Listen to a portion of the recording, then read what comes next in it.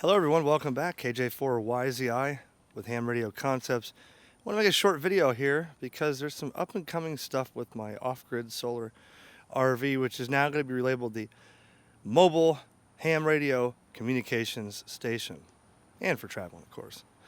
So there's been a lot of people that said, oh, you got an RV? And there's other people who are saying, wow, you didn't live in the RV anymore, so I guess the word hasn't spread yet.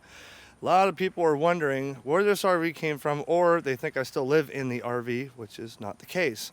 I want to give you a tour real quick of the RV and show you what I'm going to be doing, what it is, what I like about it, and what we're going to be doing. So stay tuned. But I took a lot of time to make a solar off-grid RV scenario. 2020 Catalina Coachmen Legacy Edition. Pulled it with my F-250. Yeah, we lived in this for 9 months. And that didn't work out at my grandparents' property, the house they built that I wanted to inherit. So I kind of changed it with that and bought a house. But we got the trailer now. And I've been busy lately. But I want to show you just a couple things of what I've done with it. Let's go inside real quick.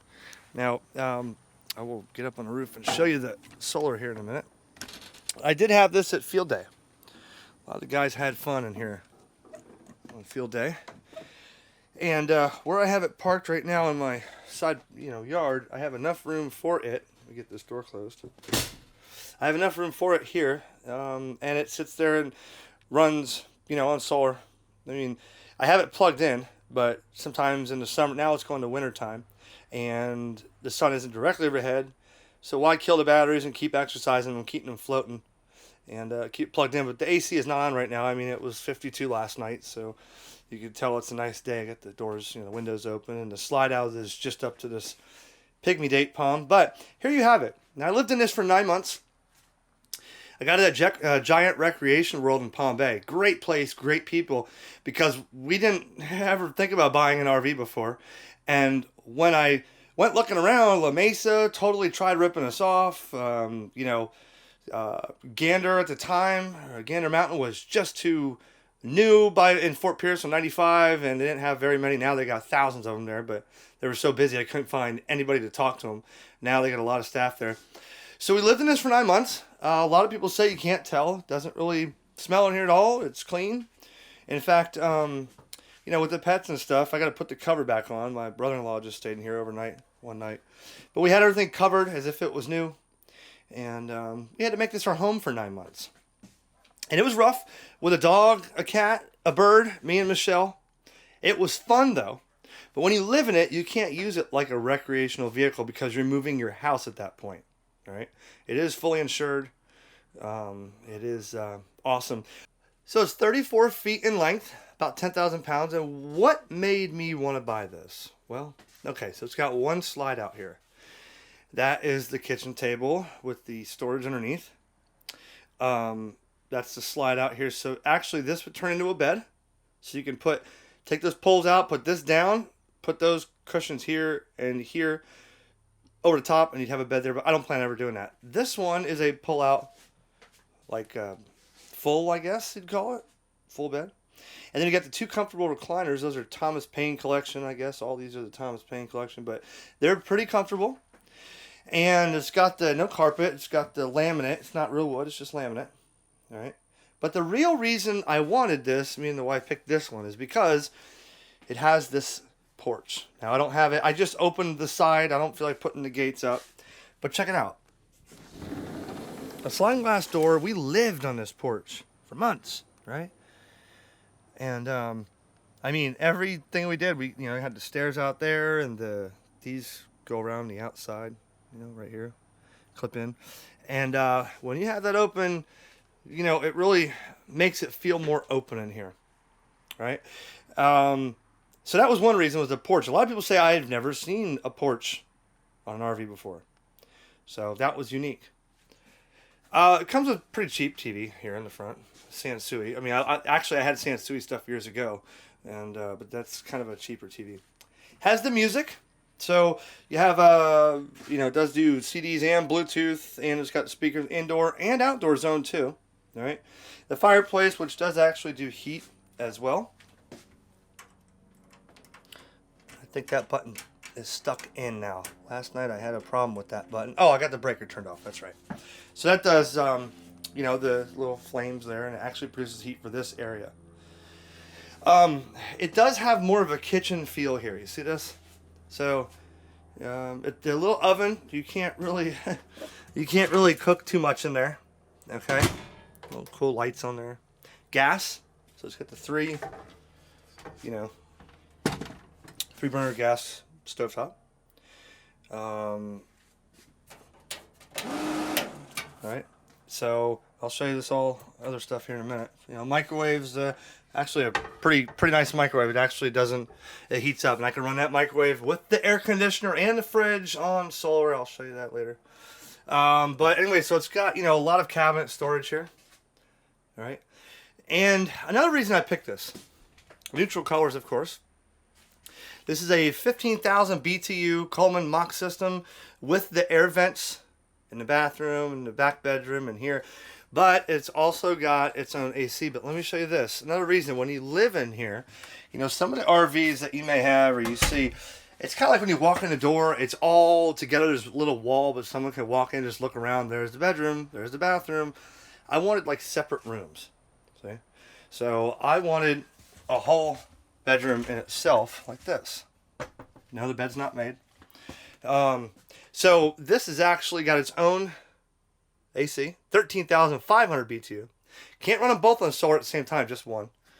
And it's got, we bought a new clean mattress. If you ever buy an RV, mattresses kind of suck that come with it. It was like you know, recycled couch cushion foam is what was there. And we bought a pillow top for Mattress Firm, whatever. Some storage here, some storage up top, and storage underneath the mattress as well. It's also got central heat. See the registers there? Gas. So you have electric heat from the fireplace and gas heat in here, the bathroom, and living room over there. I was trying to focus here. There you go. So I put this TV in here. It's got the connections up top. I'm going to redo something with that. I put some smart outlets in here. I can turn them on and off and monitor like the solar, the current usage for solar, stuff like that.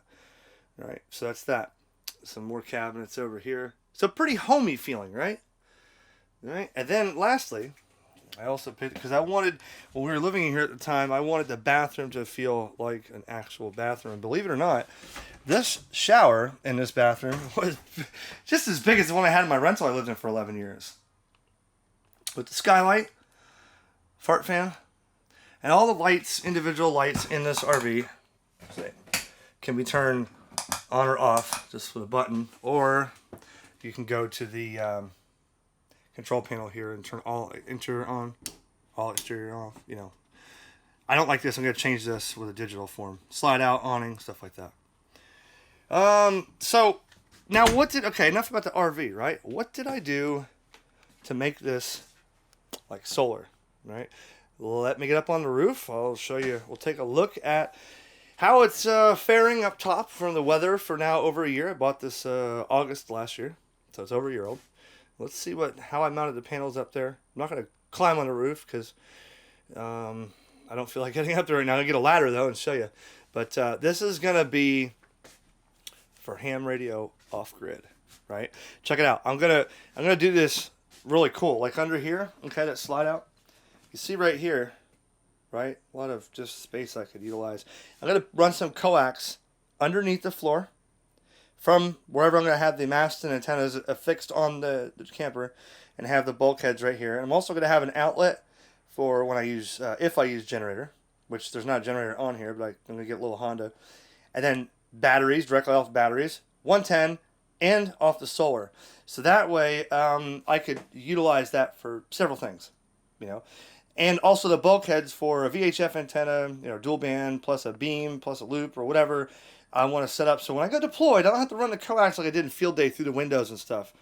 I just set my radio up here, plug in what I need, and away I go. All right, so how did I mount these on here? Well, that's on my other YouTube channel. I'm not going to really go through it now. I did use Flex Seal. And for those who said Flex Seal is garbage, we're talking about last September. Look at it. It's all intact. Okay? I ran screws through there. I put, Flex Seal on all the things. It's all still there. Now I have 1265 watts on here. First of all, this is a polycrystalline from Amazon, 100 watt. That is a monocrystalline from Amazon over here, which is 175 watt. That's for the 12 volt system. So 275 for 12 volt. Then over here I have two 355 watts, bought off Facebook for 100 a piece. Three 175 watt monocrystallines that I got on from a wholesaler in Orlando. So all these were new. So 1260 watts, and I have them running in this current condition. I have 1, 2, 3, 4, 5 running at 72 volts. So I put all these are 36 volt panels individually. So I ran 1, 2, let's see, 1, 2, and 36 series to, I forget how I did it now. I got the LaBouge, whatever you call them, the combiners, and I ran them. So I think these two are in series for 72 volts, and those three are in series for 72. Then I combine them in parallel, I guess. So 72 volts, even with the shade. Let me give you a shot here.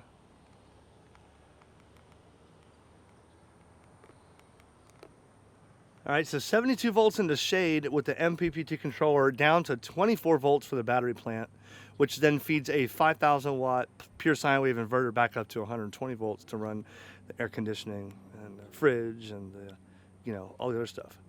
You see there's pine needles now. I guess it's getting close to winter time. But so I started off 36 volts and I went to 48 volts. Now I'm at 72 volts. And actually, I'm working on how I could fit more solar on this thing. There's not a lot of room left on here for solar, but anyways, that's how I have the solar set up there. I'm using 10 gauge pure copper stranded wire from all these, all waterproof MC4 connectors that I put on all the panels because they had some weird connectors on there. And let me show you where those are going. This was the only toolbox that I could find to fit on the tongue of this trailer. Okay. Oh, well, first let me go up here. So I tried my best to take those wires down in loom like this, under the trailers, so they don't look too bad. I mean, those little 3M sticky tabs, those aren't really working good because I keep having to replace them. So I got to come up with a solution to, see here, look. Okay. If you have any ideas for that, comment, because I put those on and the heat in Florida is just too much. Okay. Look. So I'm gonna have to get those off, but those go under and they go to the battery plant here. Now, for those who are saying, oh, the tongue weight's too much, well, I'm adding, I don't know how many hundreds of pounds. Yeah, see, these are coming off here too. I got to get those up there. So we might use some screw brackets on there. That's what I might do. So I mounted this on, okay, and this is what it looks like. I did all this myself.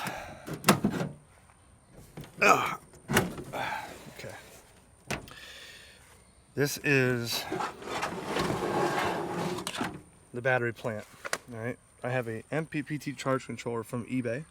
Link is Amazon. Link is in the description. It's been holding off quite well.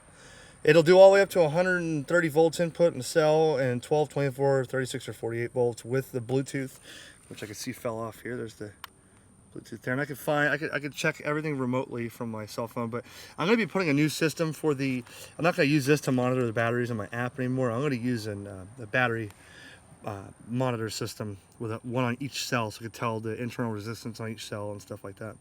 But I used a double-aught cable here. No, 1-aught, excuse me. Got all this from Amazon as well.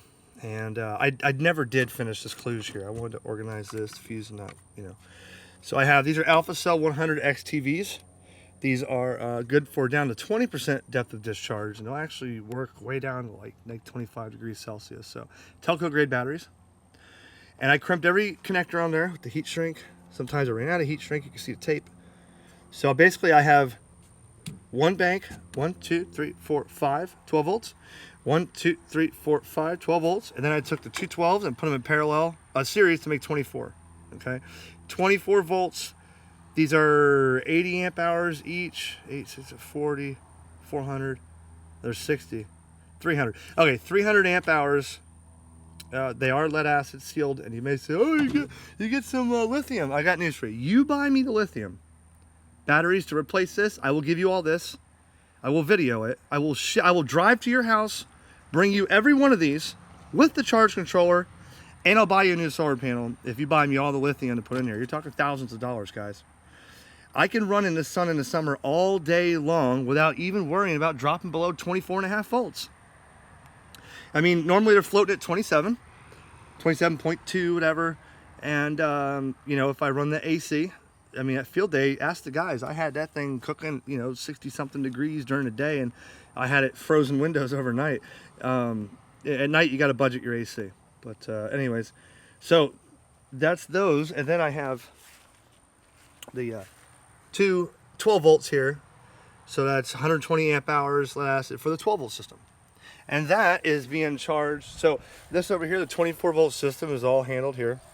Then I have, now this is a mess in here. Don't look in here. I haven't fixed this yet. I got stuff just thrown in here when I was moving it the other day. So, all right, here is the Mpp Charge Controller for the 12 volt system. Right now, you know, the batteries are at 14.7 volts, 14.6, drawing 1.5 amps, and the solar is bringing in 17 volts, 1.5 amps. So that is also Bluetooth. So check that Bluetooth as well. And what I've had in here in the past was just gangs and gangs of ham radio antennas. All my ham radio stuff went in here. Here's the inverter here. This is a, I'll link that on Amazon as well. That was hard to find, 24 volt, because they didn't have them in stock, and the price, that's like $549. Pure sine wave, 24 volt in, 120 out with the two outlets on the front. So I hardwired it to the plug out back. I'll show you, and I got two. So all I really have to do is this. Watch this. Turn that on. Batteries are 27.4. Now watch this. You go this way. This is why I did it this way. I did not want to drill into the breaker panel or ruin the RV. You go like this. You take this plug out. Right here. That's got 120 volts on it from the inverter. You just stick it in the socket right where you normally plug your shore power in. You're done. That's it. I ran it like that. I ran 8 gauge, 4 conductor, 30 amp style there. 50 amp plug bridged together. So it's like having a 30 amp adapter on a 50 amp plug. And I ran that under the frame. Must have hit something here. Don't know how the hell I did that. And that goes up front. So that way, I could pull it out if I really had to. If I wanted to sell it, I would leave it all on there. But if somebody didn't want it, I could pull it all out. You wouldn't even know that this thing ran on solar. That's why I want to do that. Turn that off. So that's pretty cool, the way I have that set up. And as far as everything else, you know, propane in the front, 240-pound tanks, outdoor shower. It's got the full you know, water tank inside, water hookup, black flush cable. So I got the little TV antenna up top, right at the end of that ladder. Is a little tiny one. It doesn't get very many signals at all. You can see this is what I'm going to be putting up on my tower. I got what, 2 of those, that, and one more similar to that in the garage. That's VHF. These are UHF. So one's gonna be facing Orlando, one's gonna be facing West Palm. That's gonna be facing probably Orlando, and I'll probably put a Yagi up facing Tampa. Should be able to get everything. But I want to have something like this. See, I have no room up here for, you know, this sway control thing there. I have no room to put any masts up here unless I really get ingenious. I could do it on the front of here, but this is very weak metal. I even had to cut some of it to get the batteries in and stuff. So what I might do is this. When we start talking ham radio on this thing all the time, I'm going to have some masts, like the carbon fiber mast I have on my tripod there that I got from Gigaparts. I might just get the fiberglass. Carbon fiber is too expensive. And I might make some plate right here and mount them like this. And when I deploy, when I go somewhere, boom, shoot it up. The coax will already be going right underneath the trailer to my seat. It'll have maybe a loop antenna on top, or possibly, you know, some sort of like delta, what do you call it? Like a wire or something, you know. I want to be able to deploy this in any parking lot or anywhere and not have to worry about if there's a tree around or what happens. So I could even, you know, put something up and then run one of the wires down in the corner over here with a standoff, and one over there, and have like an inverted V over my head, then a loop and a Yagi and CB antenna and VHF dual band antenna, TV antenna, all that stuff where I could just deploy it anywhere I want. All right, that's the idea here. So what you're going to see announcing right now, if you're watching this video on YouTube, my new series coming up is Parking Lots on the Air. I'm going to go to a different parking lot with this thing once a month, and I'm going to have 25 QSL cards from that parking lot made, and I'm going to send those 25 off with 25 contacts I make. Portable off-grid, I'm going to roll up there the diesel, shut it off, run the slide out on, turn the AC on and the solar during the day, sit down, make 25 contacts, pack up and leave. Be like an impromptu flash mob for RVs in parking lots, you know? So that's what I'm gonna do. And my wife says, well, can I like go in the store or something and shop while you're doing that? Sure, go do that.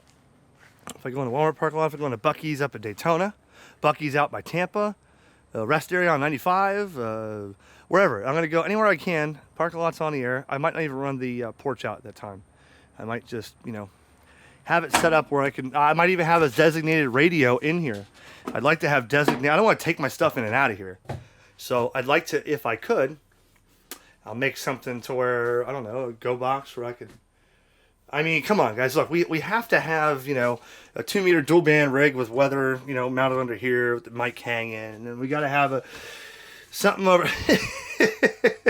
I know, I'm already thinking, where can I mount a radio in here? How many radios can I be hanging? No, I don't want to do all that.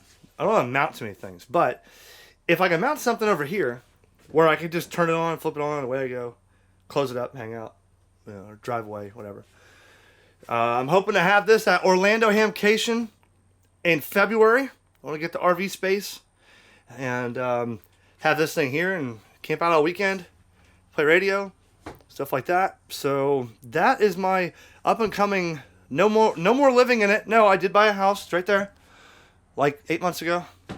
So if you're one of those people asking, what do you mean? What happened to the RV? Or where did you get an RV? Well, that's what you get. So thanks for watching. That's an update. We got more videos coming. 73 KJ4 YZI.